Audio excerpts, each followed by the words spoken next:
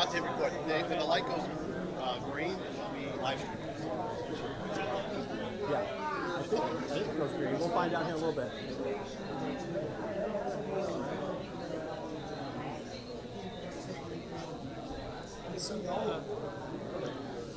This mic will be for the podcast.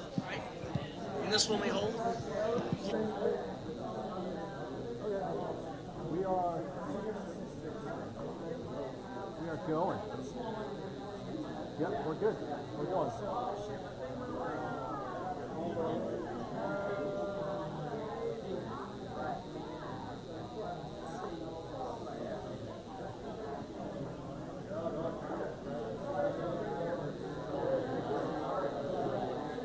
Hi everybody, hey, we're going to get started over here, so come on, grab your beers, grab your tacos, come sit down, we're going to get started over there. Can everybody hear me? This is my loud microphone voice. Why don't y'all come on over here and get sit down?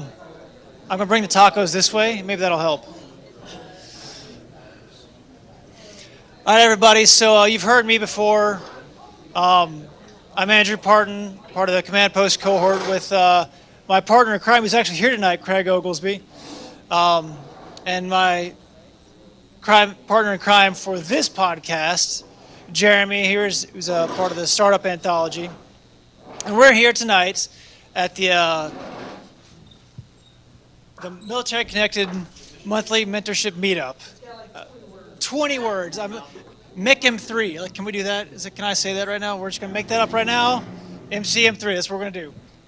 So we got to thank our sponsors tonight: IVMF, Capital Factory, J.P. Morgan Chase, Combined Arms, Texas Veterans Commission, Texas Veterans Network. Excuse me. And then and tonight, for those here in Austin, this man needs no introduction. For everyone out in the virtual space, we have Joseph Kopser, pillar here in the Austin startup community and the veteran community. West Point alum, I'm sorry to say. 20-year veteran of the Army, though, and finished up his tour here at UT Austin as a professor of military science.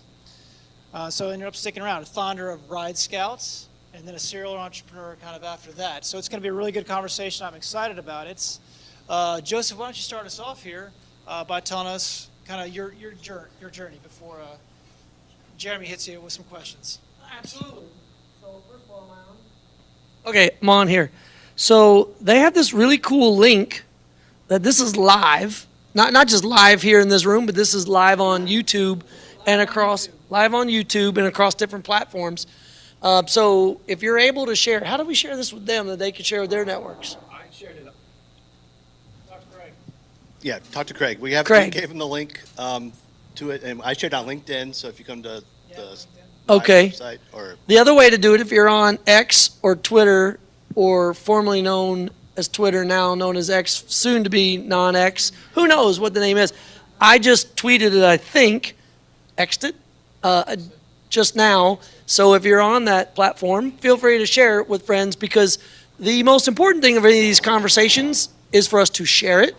I'm a big believer, to answer your question of how I got to now, because that was what you asked me. I was paying attention, even though I was sharing the live stream, is that people will be what they can see. People will be what they can see, and especially in the military and veteran community, it's more important than perhaps, I'm sure there's other groups similar, but we are especially called, if that's the right word, to make sure that we are role modeling for each other, because we're such a small part of the U.S. population.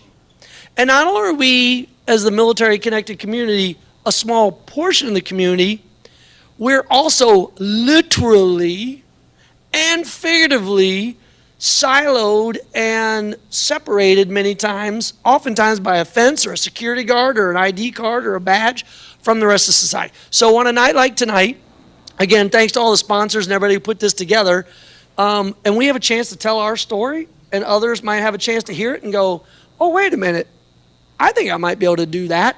The only way we're going to reach more folks is if you share. So hopefully, hi Patty, hopefully you are able to share that link, and if not, when you get back to wherever you're going to end up tonight, it'll be posted, it'll be evergreen, right? yeah. It'll Yeah, it'll on be your evergreen. podcast. It'll be on Startup Anthology podcast, Command Post Cohort Podcast, and then forever on the Capital Factory live stream. 2 podcasts and a live stream on Capital Factory. Perfect. So I'll just summarize my journey real quick with my product placement of fellow veteran entrepreneurs. Austin Beer Works, Michael McGovern, great beer here in the Austin community. There's also several others that we'll talk about tonight.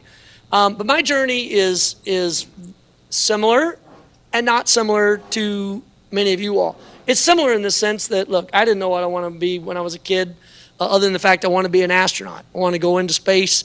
So I figured out early on I got to know computers, I got to know math, and I got into all that. And luckily, as a nerd, I got good enough at that they let me into West Point. Then at West Point, I really went full nerd, went into aerospace engineering. But then when I graduated, I thought, but I love leadership and I love people even more than crunching numbers all day. I still love numbers, but I love working in teams more. So that led me into the cavalry and a fabulous 20 years in the Army.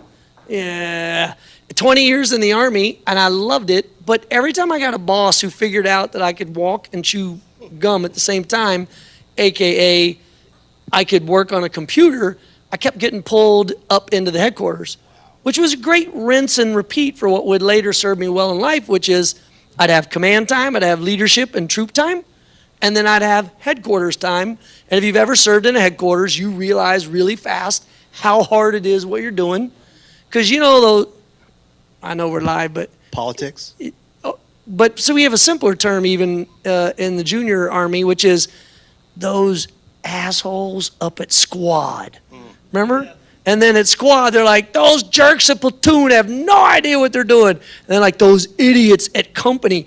And every level up think that the headquarters above them doesn't know what they're doing until you're in those headquarters, and then you realize, holy crap, this stuff is hard. It's really hard. It takes leadership, and it takes strategy. It takes a lot of things that people don't appreciate enough. So then my Army career, as you mentioned, was here in the University of Texas running the Army ROTC almost 15 years ago. But what I don't talk about enough is right before that, I was in the office of the Army Chief of Staff. That's the 4-star general that runs the whole Army. And I got to be a special assistant for him. And that's when I saw how hard the problems really are for the big Army. And when I moved to Austin, moved to Texas again, I'd moved here in 94, in and out through the Army. But when I moved here, I was like, wait, Texas, specifically even Central Texas, has a lot of the ingredients that can fix many of the problems, not fix, help improve many of the problems that the Army had. So I had a front row seat. And when I mean front row seat, I mean literally like in this room, almost in this chair. And by the way, thanks for giving me the little kid chair. You guys get to be higher up and look tall. It's the chair of honor. Yeah, well, chair of honor. Yeah. I watched Zoom when I was a little kid. But anyway, that's actually the show Zoom. But what that gave me was a front row seat to watch this innovation community come. That just fed the beast of my entrepreneurial spirit. The first company here was with my brother from another mother, Craig Cummings. We built a company called RideScout to help you get around cities better. It's just been a lot of fun. So I'll be quiet now because I want to get into your questions. Well, that's where I wanted to start is with RideScout, because you were still in the Army when you founded RideScout. You're in the Army, a professor, right, and a founder all at the same time. What was that like? Well, it was hard. But at the end of the day, if you're going to start a company, start trying to fix the problem that means a lot to you. If you're working on something you believe in and that you're passionate about, it's hard, but it's not really work. And what I mean by this is simple. So I, along with many in this room, spent a couple of trips in Iraq, Afghanistan for others, but for me it was Iraq. And I had just gotten back from a tour. I'd come back in Christmas of 2007. By 2008, I got pulled up into another headquarters. And by 2009, I was getting pulled into the Pentagon. So I was already separated from my kids once, separated from my kids again. 6 months, almost 6 months, I lived in D.C. as a geographical bachelor waiting for the school year to finish before my kids came. What I missed were my daughters. And then I was introduced to traffic in Washington, D.C. And if you've ever had the opportunity to live or work or travel in Washington, D.C., don't get on the roads between 6 and 9 in the morning. Or Woodrow Wilson Bridge. Or the Woodrow Wilson Bridge. Or 4 to 6 in the evenings. Just don't. If not, just give it up. So what I wanted not was to build a company. What I wanted was not to make money. What I wanted was more time at the breakfast room table with my daughters. Full stop. Because I'd sit there, my kids were elementary, middle, and high school at the time. And I would have to stare at the clock in the breakfast room, the little back patio we had, and wait till I got to like 8:17, 8:18, 8:19, because I knew I had to leave by like 8:20 if I was going to make it to the Pentagon on time by 9, because that's generally when the 23 bus, A or C, depending on which one. If you lived on Glebe Road in North Arlington, you know what I'm talking about. And I'd race to that bus. Some days I'd catch it. Some days I'd miss it. But the days that I missed it, I'd be standing there in uniform, 5 miles from the Pentagon. I'd watch Pentagon stickers on cars pass right by me, and I said, you've got to be kidding me. There's got to be a way to signal to these people, clearly the uniform's not enough, that I'm going to the same place they are. So why can't I build an app that will find people going my way? And so nights and weekends, I'd do my Army job, come home at night from the Pentagon, and start trying to, it wasn't Google so much back then, it was Ask Jeeves. Oh, yeah. Am I dating myself? Yeah. And I'd be sitting there trying to figure out how transportation works, how systems work. Because again, I'm an aerospace engineer, but I'm a little rusty. So nights and weekends is how we started RideScout, built it. Took forever to do, took 2-3 years. A lot of people, a lot of smart folks, but slowly over time. But to your audience, and for those interested in entrepreneurship and startups, to your point, the Startup Anthology, is I didn't set out to build a company. I set out to fix a problem. Gotcha. And if you use that as your North Star, maybe you could turn it into a company. If you're just trying to build the best left-handed football bat the world has ever had, that's a hobby, Okay. I think. Unless there's a great demand for left-handed football bats out here in the audience, I don't know. But it's what a lot of people have a hard time distinguishing between is a hobby and a problem. And for me, the problem was spending more time with my daughters and less time in traffic and missing the bus, and that was the origin story of RideScout. Okay. Well, also while you're doing that, you came here to Austin. You were a professor of what was it? Yeah, military science. I ran the ROTC. And you were still in the Army, and then you also did RideScout, but you said you didn't have much business knowledge at the time, and so you went Right. to Dr. Butler. Yeah, Dr. Johnny Butler. If anybody's had a chance to meet Dr. Johnny Butler, I'll look in the camera and thank him again. Dr. Johnny Butler.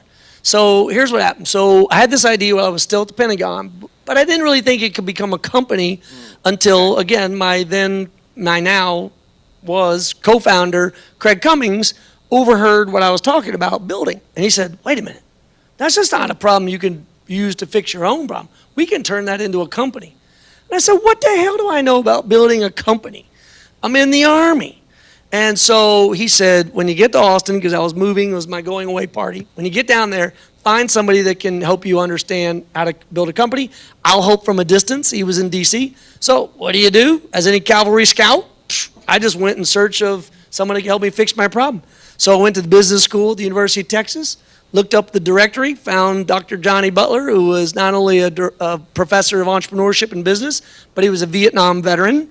Again, trying to find those like communities, trying to find my tribe. And I explained to him, I was like, look, I got this idea for a company. I don't know if it'll work. I don't speak business, never went to an MBA program, but I think we're on to something. And he said, so you want to audit my class? And I said, oh no, I'm not even going to read the textbooks. I'm just going to literally sit in the back of your class with my laptop, and I'm going to listen to you all talk about business. And when I don't know what something is, by then I was going to Google. I'd go to Google and research the terms and figure out what it was. And then before I knew it, I realized, wait a minute. Business is not different than the military other than from the perspective of leadership, which you focus on. The concept of leadership is universal. What's different, and what I want hopefully all of the viewers and listeners and everybody here tonight to remember is, it's just the vocabulary. It's just the language. It's just how you frame the discussion. Because at the end of the day, whether you're trying to charge and take the hill, you're trying to convince people to do something they wouldn't normally do, like get out of a safe foxhole and charge up that hill. And in business, you're asking people to open up that wallet, take out their money, and do something they haven't yet done before. And in many ways, leadership is sales. And I don't want people to take it out of context and say leadership sales. But what I mean is, leadership is about getting somebody to do something they wouldn't already do on their own. And in business, so much of sales is convincing people, inspiring people, creating trust. Those terms all probably sound familiar with leadership, are very similar in sales and in business. And that's the hardest thing I think a lot of vets have, leaving the military, jumping in, going, oh man, I don't think I can do business. Like, if you've led more than one person for more than one field problem for more than one day in your military career, you're ready for business. Yeah, that's definitely true, because being in the military and then coming to work at a startup here, it was very, very similar in the cohort, the team, the like, these were my people, right? As a, not in the corporate world, but in this like small, intimate working group. Yeah, And so you found your tribe. I found it again. Yeah. So the other thing we talked about before was it was balancing the military and your entrepreneurship while you were setting up RideScout, and like you were waking up stupid early. I mean, Stupid early. We're military. Yeah. We wake up I mean, we early. got alarm clocks in the Army that are bad, but stupid early, Yeah. that's entrepreneurship combined with the Army. Okay. Yeah, so, yeah, I mean, we kind of alluded to this before, but so I went to my boss when I got here to Austin. I was, again, still in the Army, and I went to 5th Brigade Headquarters, Army ROTC, and I said, hey, look, boss, nice to meet you, but I got this idea, and in. so nights and weekends, I'm going to be working on it. So can you give me whatever clearance or memo I need to sign or whatever that says I'm building a business on the side? It won't conflict, but I'm going to burn, and I did, every last day of leave I had, and I had a lot built up after a lot of time in the military. I burned it all to the ground. In fact, just as an aside, when I retired out at 20 years from Fort Hood, and I was there with the Master Sergeant, I was doing all the paperwork on my second to last day ever in the Army, final out. He's looking at it. He's looking at me. He's looking at it. He's looking at me.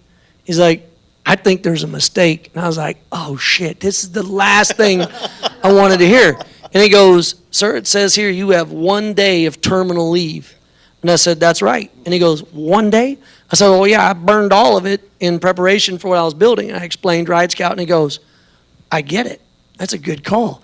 And he goes, and by the way, I've been doing this job for, 10 plus years. You're the first person ever to walk through this door with 1 day of, retirement leave. Yeah, that's so. 'Cause Yeah. everyone I know has at least 30 days or more Yeah. of leave to take. But to go back to your point, so the stupid early part is I had to separate my military life from my entrepreneurship. So I'd wake at 5 a.m., I had all my, Army trained, ready, had all my PT gear ready to go by the door. I was shaved and ready in like 4 minutes, and I'd spend the next 26 minutes on email, my company email, looking at what had happened the day before, the night before that I'd missed, and then poof, be at PT by 6 a.m. here on campus going at it. That's crazy. And that led, because you're doing your emails and in balancing that, you talked about your I think it was like informal networking that you were doing as you were trying to build the business. Yeah. The one beer at a time, I think. One beer at a time. Yeah. So we have, like all good podcasters, they just kind of had a little prep time with me, just kind of let me know how their shows work, and I got a chance to listen to them. And we told this story about how I did it. One of my favorite stories, which is, so by day I'm in uniform, PT starting at 6 in the morning, go through all day, and at the very end of the day, there's this bar on campus near our building called the Carillion. No, Gabriel's.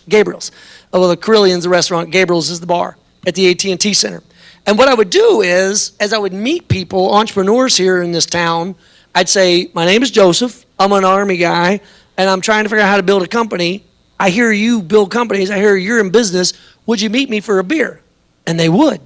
But here's the cool part, or the hard part, however you want to look at it. So I'd be in uniform at 4:30, 5:30, 6, whatever time I got off, and I'd run downstairs as fast as I could, go out to my car, grab my civilian clothes, go right back into the building, find the first floor bathroom, go into a stall, hang the hook, do my Superman routine as fast as I could, changing, and then have my boots, pulling off my socks, whatever, putting on business attire, which is nothing more than literally this: boots, blue jeans, and a baseball cap. I've always worn a hat. And then I'd go back out to my car, hang up my uniform in the back, and then boom, shoot across to the bar at Gabriel's, and then have a conversation. Take a heck ton of notes, and then get everybody's recommendations, and then follow up with the next person. Anyway, I say that long story because we were talking about it in the green room before. So tonight, because we were coming here, I on purpose went to Gabriel's and had not just one beer. I started with a Pearl Snap, but then I told you I'd come back to this. Then I had an electric jellyfish in honor of Pint House, which is Ned Lavelle, who's another great military veteran, entrepreneur. So I had those two beers in their honor, reflecting on the fact that 14 years ago, the RideScout story and really our journey began at that bar. So that's how it began, one beer at a time. Full circle. Full circle. Full circle. That's way better than 1,000 cups of coffee. Yeah, 1,000 cups. Here's the crazy part. I didn't even drink coffee. 20 years in the Army, never learned to drink coffee. I don't know. Well, do you want to take over now with the leadership portions? Yeah. I'll give you the microphone. Thank you so much. Now I have the microphone. Ha ha ha. Ha ha. So one thing I did forget to mention, though, those of you who don't know, Joseph here is a published author. A book that I found really pretty interesting in preparation for this, and it led me to a lot of questions. Cool. I'll only give you two. But so in this book, Catalyst, you presented 4 factors to identify catalysts, which is scope, magnitude, timing, and maturity. So how did you come to that kind of framework? Yeah, well, all the credit for this book goes to my co-author, Brett Boyd, who is business partner of mine, great friend for 10 plus years, now the CEO of a fabulous company called Sustainment.com. So if there are people in the world that have 800-pound brains that think big, that is Brett. If there are people that just talk a lot till they maybe say one nugget of information out of 1,000, that'd be me. So I just talk a lot. But to your point on these 4 factors of what takes a catalyst, I won't go into all 4 of them in super detail. People can check out the book. But what we're really getting at, though, is to understand what is really going to change the world and what is just a cool new toy. And we give numerous examples in the book. Probably, some of the best examples is the story of Kodak. You've heard this story before. Kodak literally invented film in the way we know it today.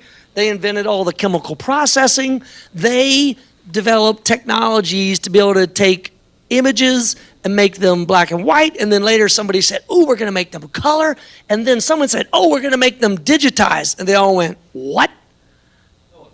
No one wants that. No one wants that. And yet, ironically, Kodak invented digital film, digital picture technology, but the original team, who were so innovative when it was black and white, and so instrumental when it went to color, they got, call it what you want, comfortable, or they got stuck in their ways, whatever you want to call it, that by the time it got to groundbreaking, revolutionary, catalyst changing, that's the name of the book, catalyst changing technologies, they missed it because they were no longer on that cutting edge. So those 4 factors you talk about is a way to take your strategy and look at all 4 elements and figure out, is this going to be impactful? Will this go cross-sector? Will this have not necessarily global change, but is it when we call it in the book, a step function change in how things work? And it's that step function change. When we invented the light bulb, there were 1,000 people that invented the light bulb. People think Thomas Edison invented it. He did not.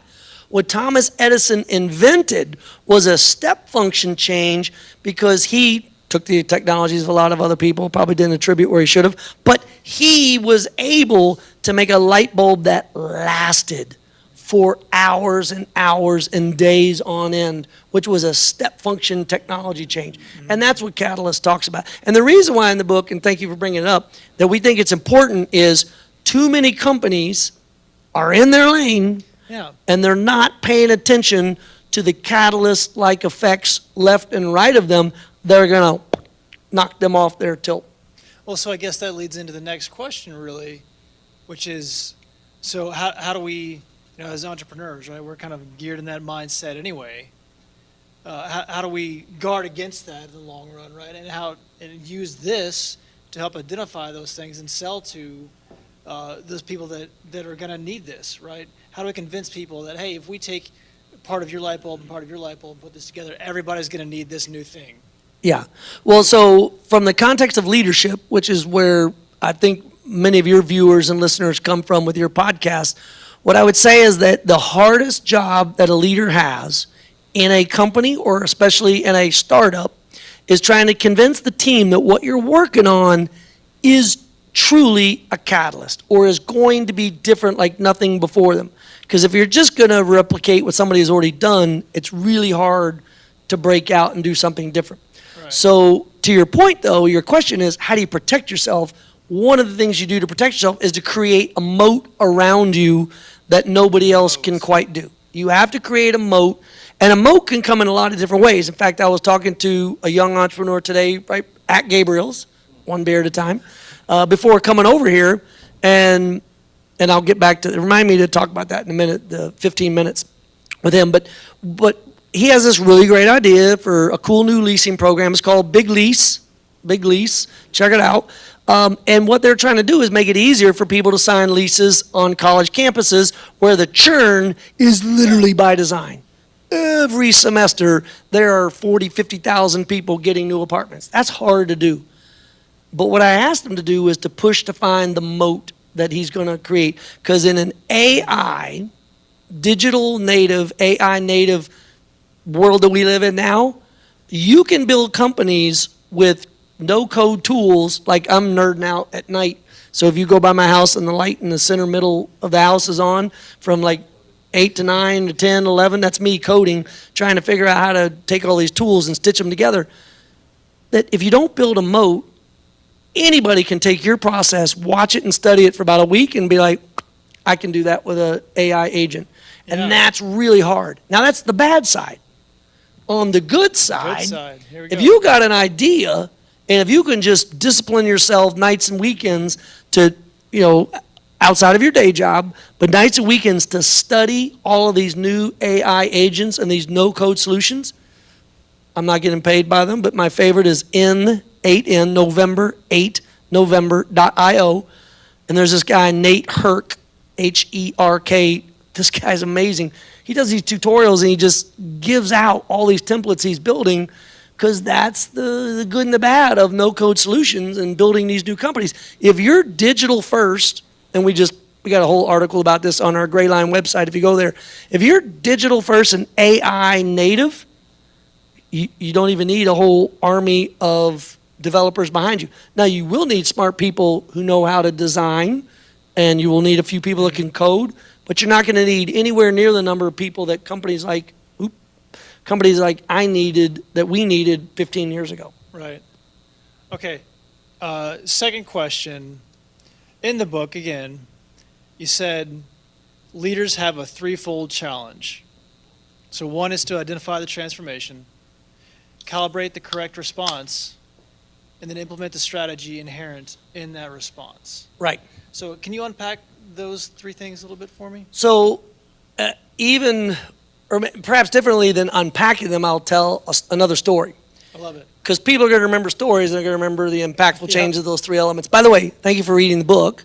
But here's an example of all three of those coming together and doing it wrong. So Xerox. Everybody's heard of Xerox. They make paper copy machines, right? Okay, sure. Xerox, I think it was Rochester, New York, but they were headquartered in New York. And they're making copy machines, mimeographic machines. They're a paper company. And then one of their young engineers, figuring out all these different ways that these copy machines can do cool things, he's like, I think just as we're copying information from a piece of paper through these digits, through these, cathode ray tubes, and then bing, sticking on that other piece of paper, I wonder if we can build a device using these things called computers that they got, and we build a personal computer. And so sure enough, Xerox tried to build it, but it got to be too hard. Couldn't do it. And then finally the CEO remember talking about the vision and the transformational leadership? The CEO goes, holy cow, these engineers might be onto something. So they sent them, he said, I'm going to do a special mission. Kind of like with Army Futures Command, how the Pentagon sent Army Futures Command here to Army to get them outside the Beltway.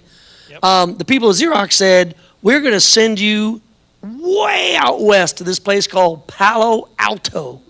And I want you to make this thing, I want you to make the Palo Alto Research Center. And Xerox called it PARC, P-A-C-R, P-A, I was told there'd be no spelling. P-A-R-C. I know. Sabotage myself. So they build the PARC Center. And that attracts every smart person in the region. And there's a huge defense innovation scene already out there. People don't talk about it enough. NASA Ames Research Center and the whole deal. But they started to find people who said, wait a minute, this idea of this magical box that could sit on my desk, it could take that information there, put it through digits, and then it comes out over there, and personalize it, you're onto something. So the CEO and all these people got super excited. They built a little thing called a keyboard. They built a little thing called a display, which, by the way, if you're really a computer nerd in history, go back and look at the monitor for the first computer. Anybody here in the audience know what was neat about that monitor?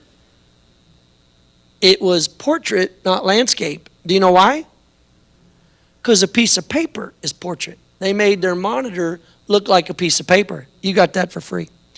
So anyway, so they take this box, this personal computer, all the way out to their board meeting. I think it was in Florida. And a wonderful story told by Walter Isaacson in the book The Innovators, you got to check out, tells this story.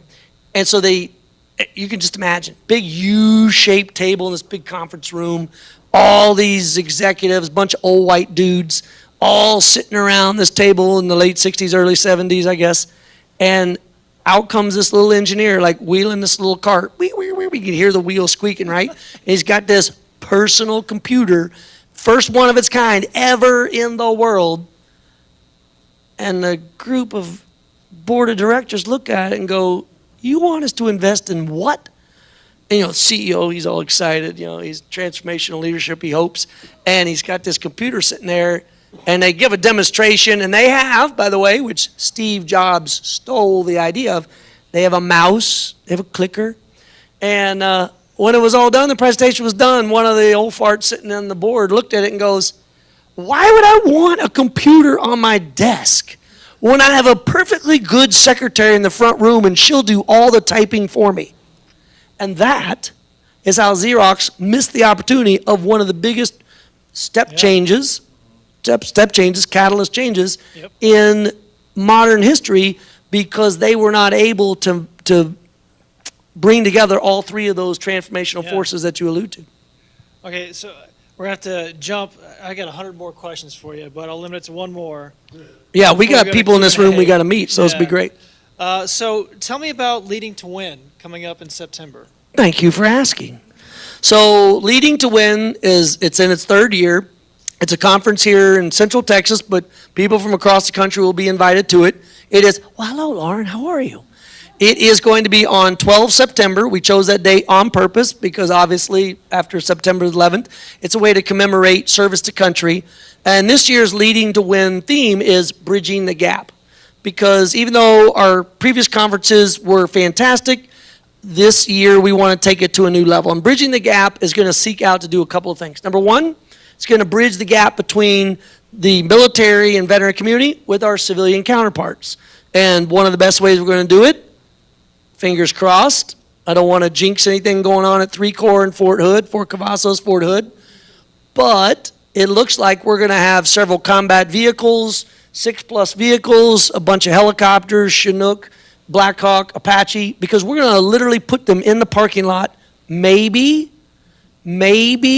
at Dell Diamond. I mean, I'm just going to say it and make that momentum build. There we go. Make the momentum build so that the American public, so that the great American public can come out and see soldiers and see this equipment. And then simultaneously, inside of Dell Diamond in their conference room center and all throughout their facilities, we're going to not only have a military and veteran audience of hopefully 300 plus people, the biggest we've ever done, I mean, that Central Texas has ever done. And we're going to bridge the gap between other problems that we see. Number one, my father-in-law, Vietnam-era helicopter pilot, badass. But that generation, many of them are VFW and American Legion members, and they're loyal and they're active, have not done anything, not all, many of them have not done anything yet with Team Red, White, and Blue, and Team Rubicon, and the Travis Mandian Foundation, and so many Iraq and Afghanistan veterans. So we're going to get them all in the room in a workshop. Not panels, not speakers. We're going to get them in a room with a facilitator and a whiteboard and a big old giant magic marker, and we're going to say, how do we bridge the gap between these communities? Another great one that I'm looking forward to for Leading to Win on 12 September, hopefully out at Dell Diamond, is going to be a workshop with all of the amazing groups that focus on helping veterans transition from the military into their first job. Federal government has sources and resources, state has them, private sector has them, nonprofits have them. We have so many groups helping that problem, but we hope to get them all in one room at the same time, on a whiteboard, in the room, meet each other and say, how do we do better? Because there's still work to be done. We still have so many things. And that's just 2 of the 9 workshops that I kind of mentioned, including, like I say, the outdoor display of the military vehicles. The night before, there's an Old Dominion concert here at Moody. There's 3 Moody's. The concert arena that Moody is. What do we call that? Moody Center, thank you. So it'll be at Moody Center, not Moody Amphitheater. Moody Center, Old Dominion, their proceeds go to benefit the Travis Mandian Foundation. The American Legion, Post 76, right down here on Lady Bird Lake, is having a huge reception out on their front lawn. It's going to be gorgeous on September 11th, that Thursday evening. We got the Dell Diamond Field, the Round Rock Express plays that night, Friday night. Texas football on Saturday, and then Sunday morning is the 9/11 Memorial Run at Camp Mabry. Huge weekend. Put it on your calendars now. It'll be fun. Yeah, let's get it started. That sounds outstanding. Woohoo! Okay, so we got anybody? We're gonna start a little Q&A from the audience now. If you got questions for the great Joseph Kopser. Here we are. Well, hello, Kevin. It's good to see you, sir. You too. This is a question that really resonates in my relationship with you. What role do you think other veterans who are more experienced post-transition are playing in newer veterans who are coming out into the business community? Hold on. Kevin, tell us your name. Oh, my name is... Oh, yes, because we're recording this, and it's live, and we have lots of vets and military in the room. My name is Kevin Landtroop. I was one of the people who helped build the national security innovation community here in Austin. And when I showed up here in 2018, my command sponsor was Joseph Kopser. So thanks, Kevin. So the answer to that question, and for those of you that didn't hear it, was how do vets that are already out and have been out for a while reach back to help those that are just coming out?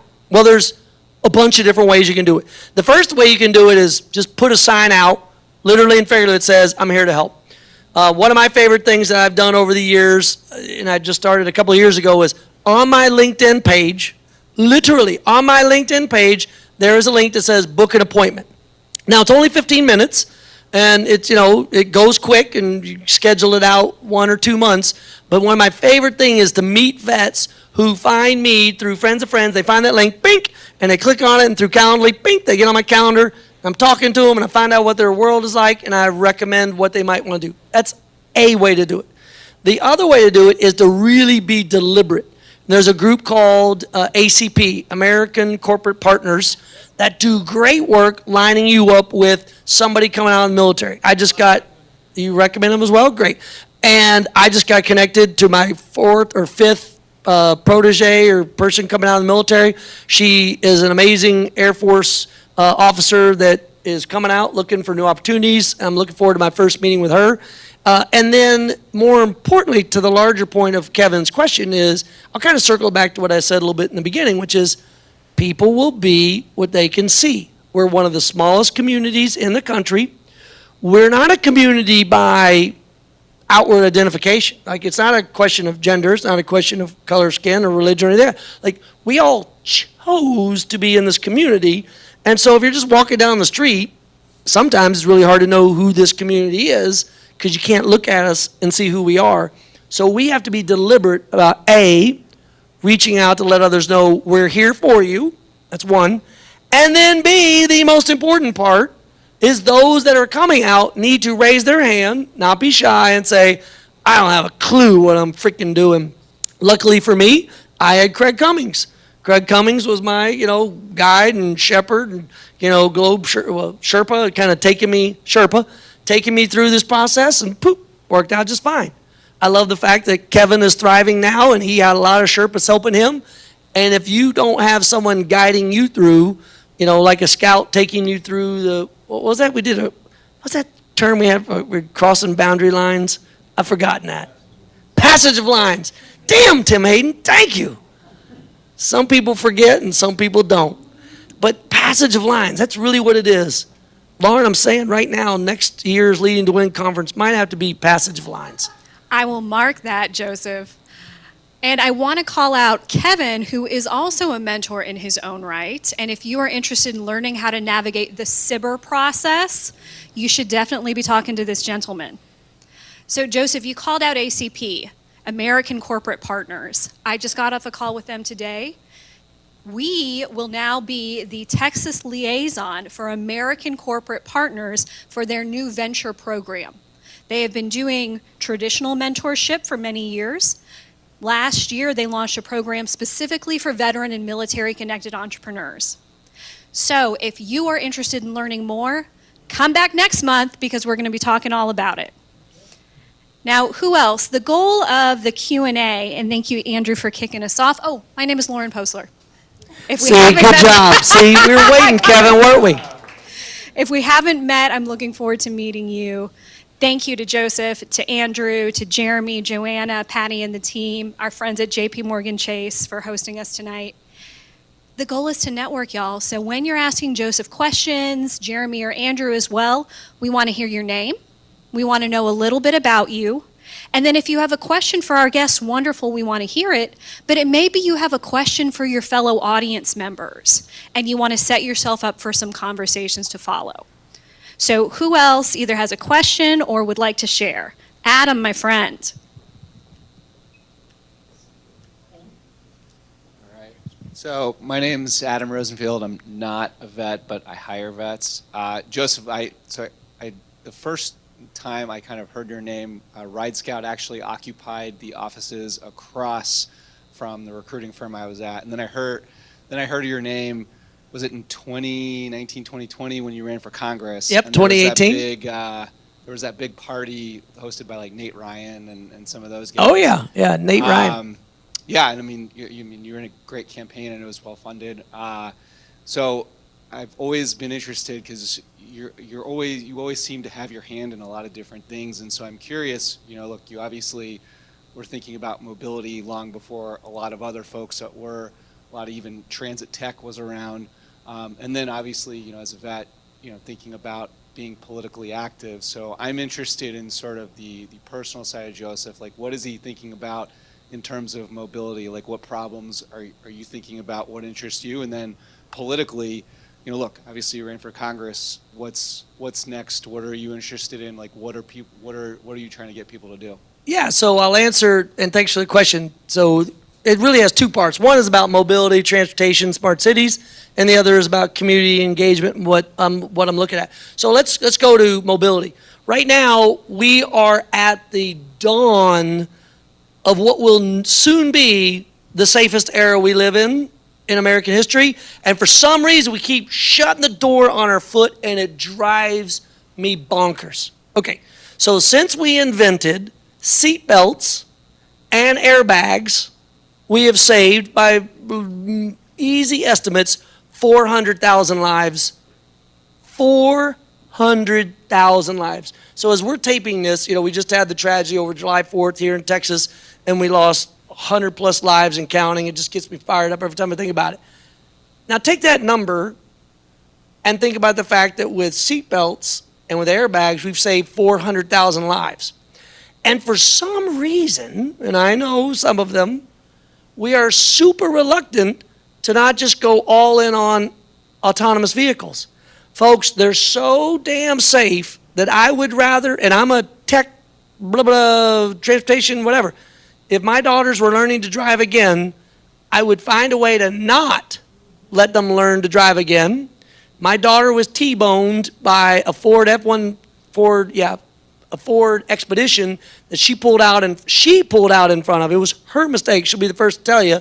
I blogged about it years ago. If not but for the grace of God and Ford engineers, my daughter would be dead, was literally the name of the blog. So why we have not allowed autonomous vehicles, which are so much safer than us, to take over, we're literally allowing, and this is not an exaggeration, we as the American people, until we insist that our elected officials allow autonomous vehicles to be, what's the word, ubiquitous? Everywhere? We are allowing the equivalent of a Boeing 747 to crash every single day and kill 300 plus people, and then we're just like, that sucks. Thoughts and prayers. That sucks. We lose 36,000 Americans. Let me say the number again. 36,000 Americans every year because we don't want to push for autonomous vehicles. Robot. Here's how scary robots are.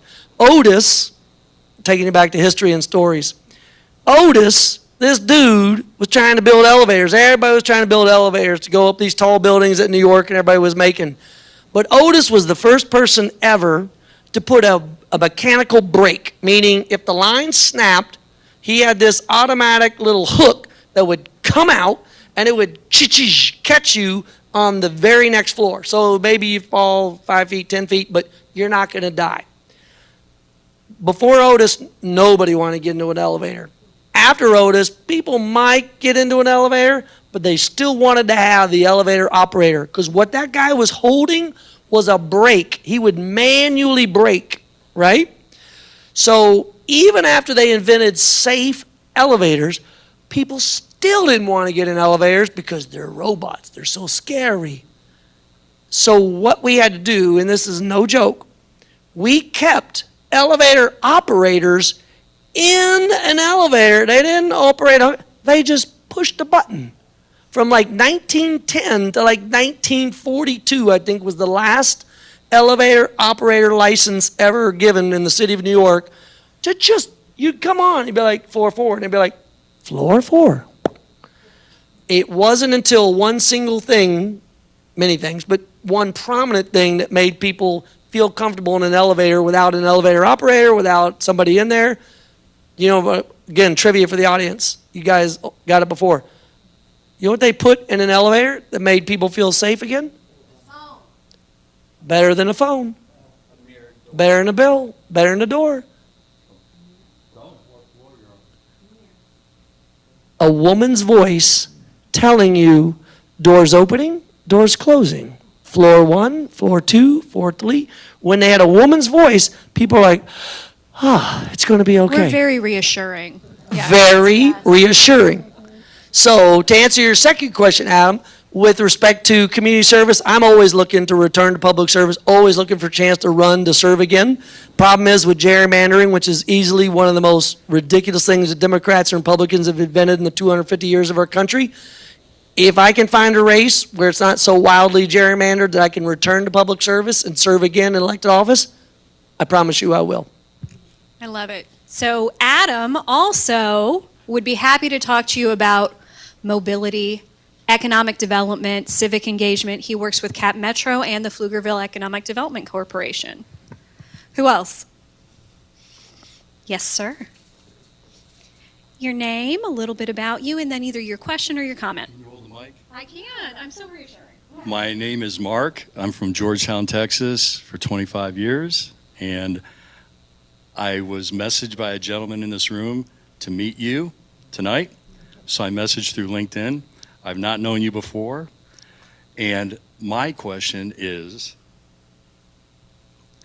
what do you mean by the invisible hand never picks up the check? Well, you have to put me in context. Are you talking about in the book?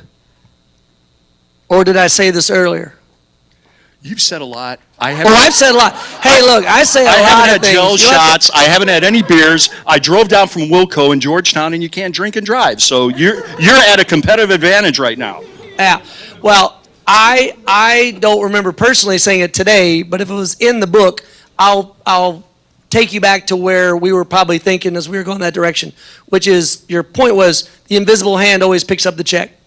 The way I would interpret that today for this audience is you always get what you pay for, and somebody is going to pay the cost later on down the road if you choose not to. And the best example of that is the tragedy of the commons. The tragedy of the commons goes back to, literature and Adam Smith and early economics. But basically, if you got a plot of land in the middle where everybody lets their sheep graze and their cows graze, but if we don't allow the land to rest, and if we don't allow for there to be some kind of rotation, the animals are going to go in there and eat up all the grass, and then nobody can bring their animals there. And that's the commons. And so Lexington Commons in Boston, where I was when I was at Harvard, tells that story, because if you don't manage the commons, the common good, then you're going to be in trouble.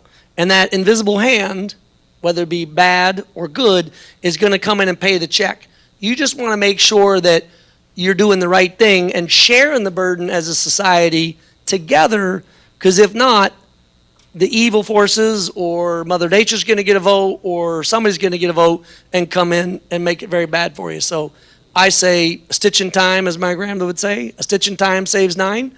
Pay that bill up early when it's cheap rather than paying it later when it's expensive.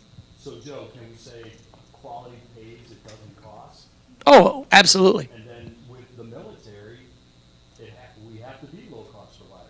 So how can we address that?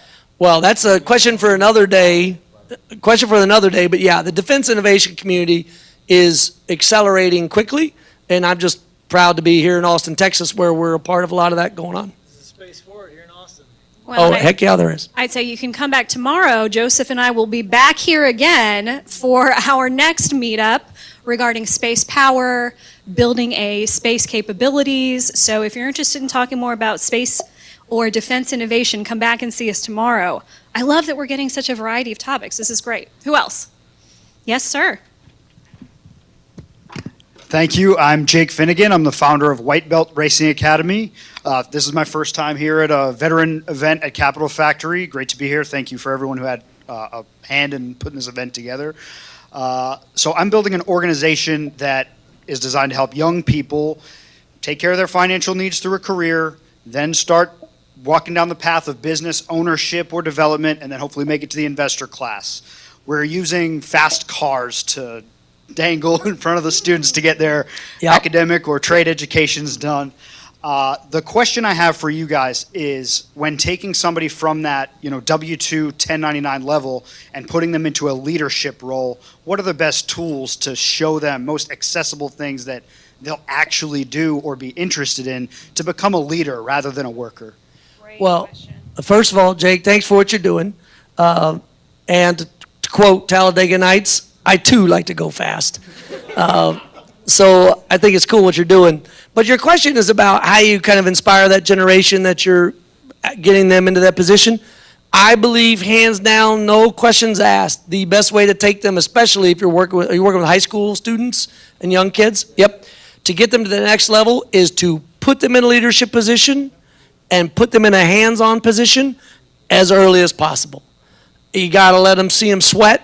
You got to let them see how hard it is to go from the theoretical or the book smart or watching it in a movie with F1 or Talladega Nights to actually being in the arena and being in charge. And then hopefully give them grace if and likely when they mess up early on, and then let them learn from them. Give them the room to fall back. I had a boss, Bob Cohn, the late Bob Cohn, sadly he passed away too early, but he always said, no matter how bad somebody screws up, give them the grace. Don't back them into a corner, because if you back them into a corner, they're going to come out swinging. But give them the grace to make the mistake and allow them to kind of share in those lessons learned.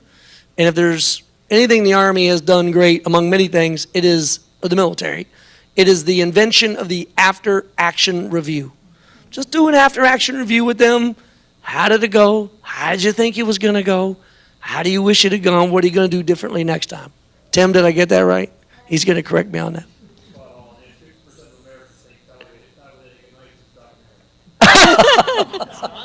Well said, well said. All right, do we have one last question? And then I want to break everyone out so y'all can network and connect with one another. I want to make sure everyone's familiar with the Texas Veterans Network as well. So yes, we want your name, a little bit about you, and then if you have a question or a comment. Sure. Okay. My name is Raj Tucker. I'm originally from Houston, Texas, but I moved to Austin just about a year ago. Welcome. I'm a Navy veteran. Served on the Eisenhower, and then I was in Okinawa, Japan. They don't have any doctors, so obviously they use us, right? And so, and then eventually I moved back here to work in another private practice.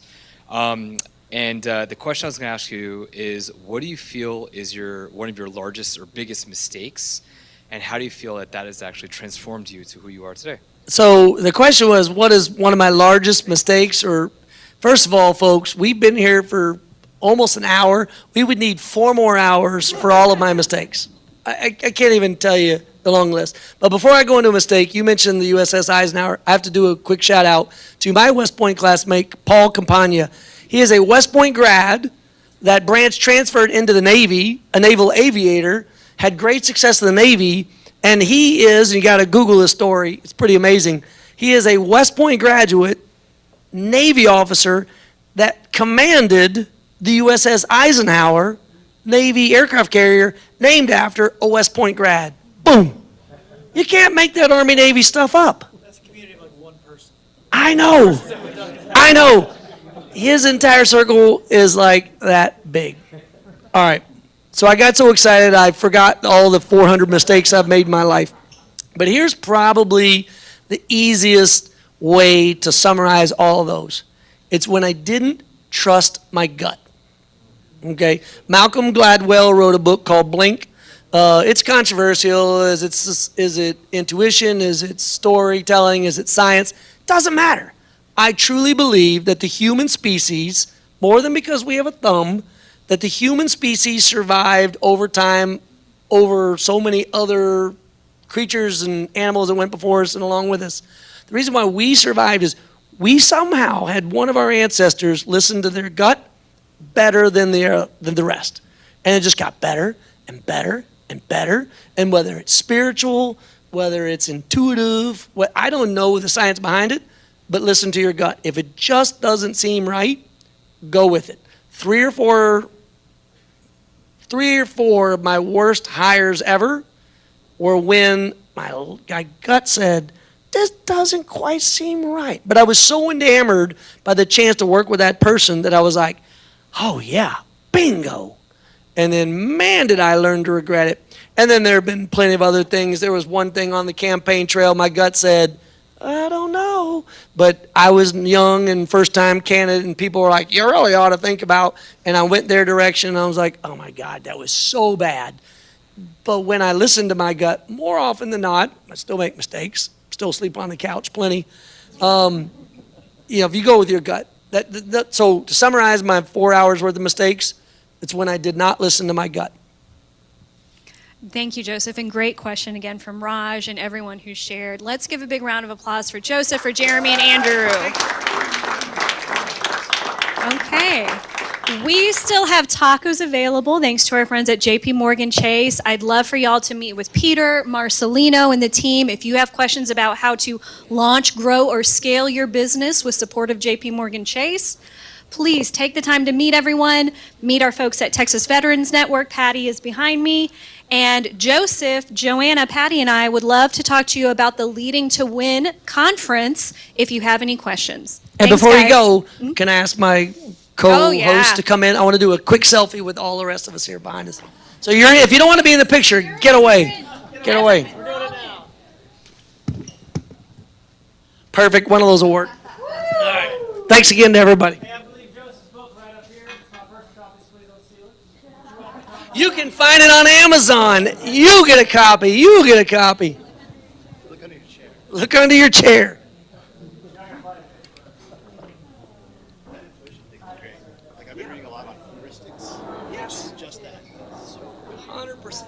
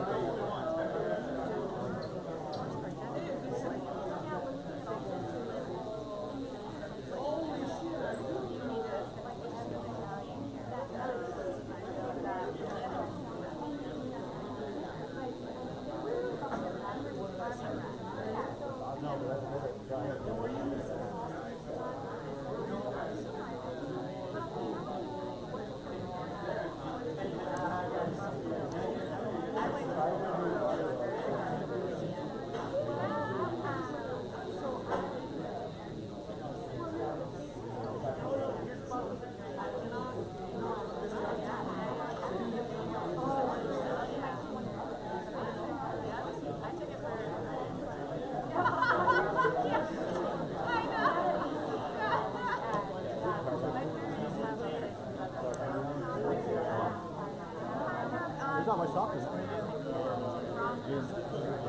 having a MC in a podcast. Do more like that. Learning something. Well.